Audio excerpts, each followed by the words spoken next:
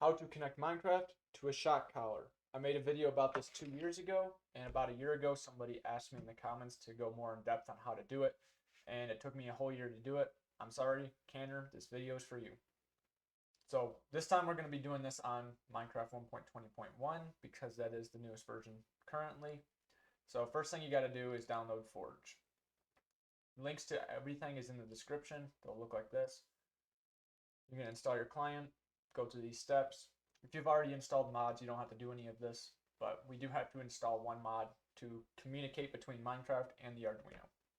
Additionally, we are going to be downloading this right here. It's a data pack that I made. You just go to the three dots. Again, link in the description. It's going to download that. So Forge is now installed. We're going to go into our Minecraft launcher, and you're going to go to installations, new installation, and you're going to call this 1.20.1 Forge. In this drop down right here, you're going to find 1.20.1 Forge, and you're going to go create. You're going to find 1.20.1 Forge, click on play, I understand, and play. Once your game is open, you now have Forge, so you can install mods. You click mods, open mods folder. It's going to look like this. You're going to take the other link in the description for mcreator link and drop it in the mods folder, and you can close that. And now you can quit game. Open up the launcher, click play.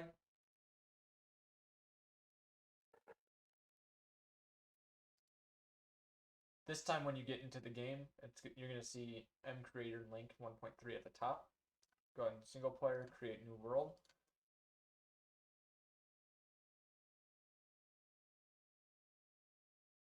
Once you load into your world,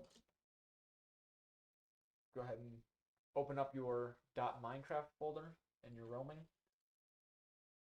Go to saves, find your world, and we're going to go to data packs. Now once you download the data pack from the description, you're going to open it up, and it's going to have a file in here called shock data pack. Go ahead and just drag and drop that into the data pack folder. And before we can actually use this, we have to open it up. You got to go into data, shock, functions, and these are the two files that we need to change.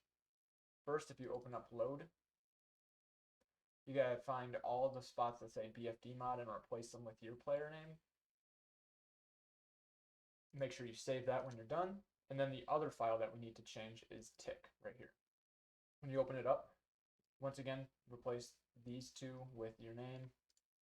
But also, if you notice right here, digital write 10.1, this is turning on pin 10 of your Arduino whenever it tracks that you take damage. Save that, close it, and you're all set in the data pack. To go back to the game, /reload, or you can just reopen the world. But now our world is ready to go. If you hit escape and L, you're going to see this screen. So before we write any of the code, we're going to build the circuit. So this is how I did it. Here's my remote. This is what it looks like. These buttons, this 1/2 right here, this is to change channels. So it has two channels on it for two different collars. Channel 1 and channel 2. That way you can have multiple collars with multiple dogs and only shock one of them. Mode will turn it on and change between beeping, vibrating, shocking, whatever. And this Y button is what you push to actually shock. So something important to note about any shock collar is after 30 to 45 seconds, they shut off automatically to save power. But when they turn off and you push this shock button, it's not going to shock because it's not on. You'd have to push the mode button. So to get around this, we have to press this channel button every 30 seconds roughly to reset that time so this thing stays on. That way once we're ready to shock, it's ready to shock. So the first step in setting up the circuit is to mutilate your remote. So I tore it apart. I got wire leads running everywhere. Like I said, this is the channel button and this is the shock button. If these two wires touch each other, the remote thinks you're pressing this button. Same with the shock buttons. And then this is the power button. All I do is I touch this wire to here to turn it on. You can turn it on however you want. That's just how I did it. Now, before we go any further, I need to explain how a transistor works. So this is a transistor. It's got one flat side and a round side. 3 wires coming out, 1, 2, and 3, and they coordinate with these. So 1 is your emitter, 2 is your base, and 3 is your collector. Think of this transistor as an electric switch. When there's electricity to the base, it allows the collector to flow to the emitter.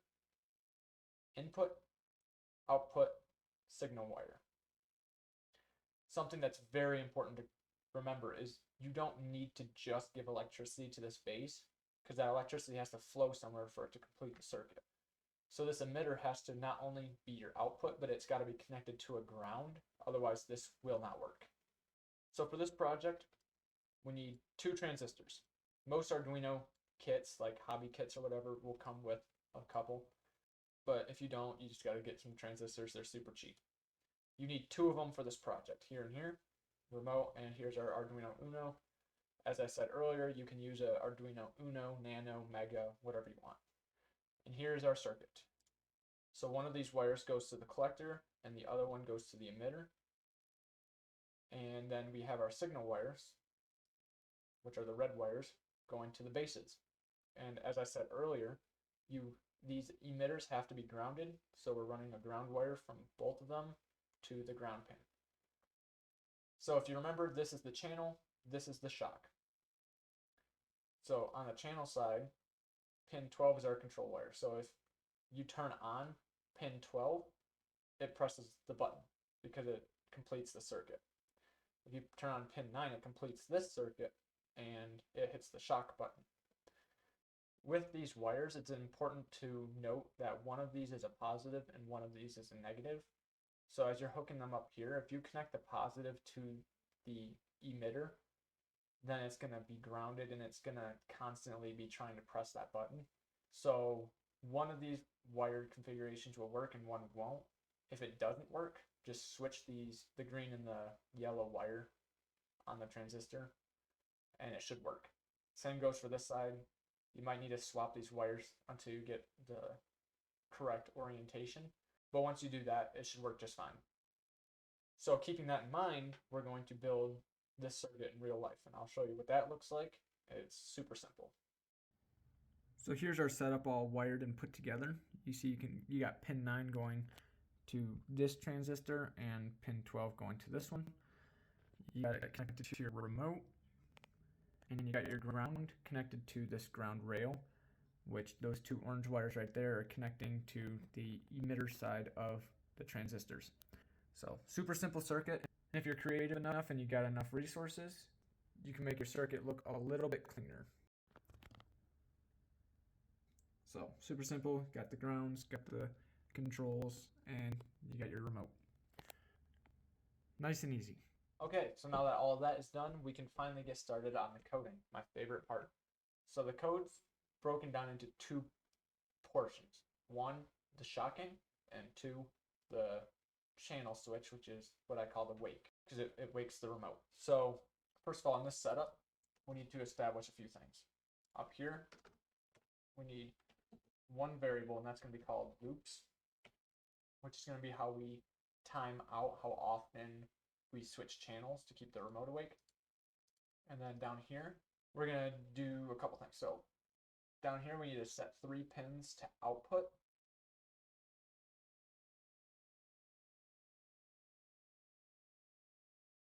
And if you remember earlier, I pointed out that pin 10 is controlled by the game.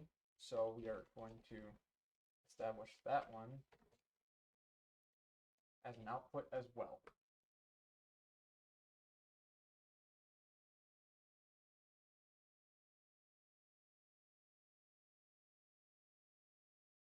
So low is off, high is on. So we're going to turn them all off right now because when this thing starts up, we don't want it to do anything. Next up, we're going to come down here into the loop, which if you don't know, the loop runs over and over and over again. Setup runs once when you turn it on, and loop loops through over and over and over until the end of time. So we're going to set up a quick if-then statement.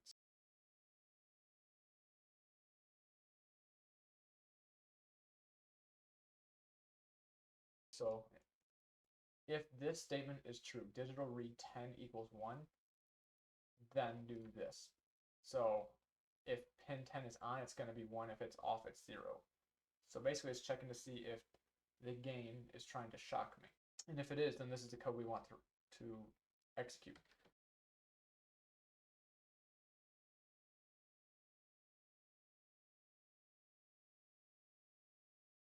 So this means that we are going to be shocked for 150 milliseconds. You gotta be careful because you can't set this number too low, otherwise it won't register on the remote. So 150 I found is kind of a working number. You can make that higher or lower depending on whether or not it works with your remote. And then finally, we want to set 10 back to low, because if we don't, then this is going to stay true and it's going to shock you every single time this loops, which is thousands of times per second. So make sure you set 10 back down to low. And then we have one more if-then statement to run.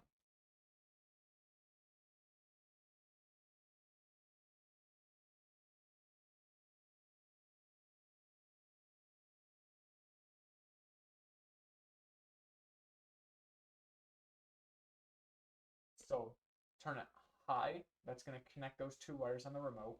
And then when you set it to low, it disconnects them. Delay another 100 milliseconds. And then you want to do it again. Because if you think about it, you press the button once, so now it's on channel 2. Channel 2 doesn't connect to my shock collar, so you got to press the button again to switch back to channel 1.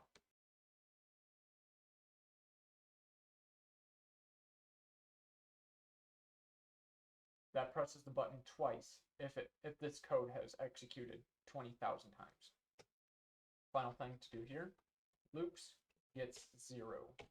So you're setting it back down to 0 so it can climb back up again. And then down here, you can do else. And what that does is it adds 1 to the variable loops. So it goes up every single time. And let me go back up here. We're going to set this to 0. So when this thing sets up, it's going to establish the integer loops. So it's a number variable, a whole number variable named loops.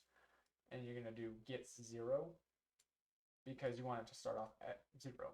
So now that you have this code written, hopefully it makes sense.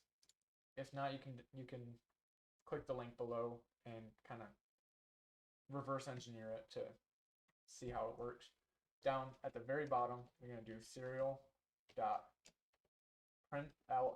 so print line loops. And then real quick, if you look up here, serial begin 115200. So if you come up to the serial monitor, make sure right here, baud, this is your baud rate, is set to 115200 to match this. And you can see the number growing and how long it takes to get to 20,000 before it starts back at 0. And you can time this if you want. You want this to take as long as possible without the remote turning off. So for example, if your remote turns off after 30 seconds, you want this to be 29 seconds as opposed to 10 seconds. And the reason is, if it's changing too often, you're raising the chances of this trying to shock you while it's on the wrong channel. And if that happens, it's not going to shock you. So you want this to be drug out as long as possible before changing the channel twice. So that's cool. That's how you get that number for your function, your if-then statement up here. So when you're testing this, you're going to notice that the first time you throw a pearl, it's not going to work. And that's because you made a mistake somewhere. Guarantee it. I promise you, you will not get this on the first try. This is a very advanced project because there's so much to go wrong, and you're working with a lot of links and mods, and you're working with a lot of things that aren't meant to work the way I'm using them. So it's not going to work your first time. Don't get discouraged. It's going to take a long time to figure it out, but with this video, it should take you way less time than it took me to learn all of this. So with that being said, throw your pearl, and when it lands, my shock collar should beep. I don't know if you heard it, but Every time I take damage, it beeps. That means we're ready to go. That means we finally got this thing up and running the way it used to. And this time, hopefully, you were able to do it yourself. And now that you verified that it works by putting it on beeping mode, the only thing left to do is throw it on your arm, throw a pearl, and hope for the best. This one is for you, Tanner. Didn't scream this time. So you might want this on a little bit less than 150 milliseconds of shock time, because that felt like an eternity, and I felt it in my fingers. So I'm just gonna take that off. Do this project at your own risk, guys. I hope you were able to follow along, and I hope it worked. And I hope you learned something new, like how transistors work or how to connect Minecraft to Arduino. Anyways, that's all I got for you guys. Thank you, and see you next time.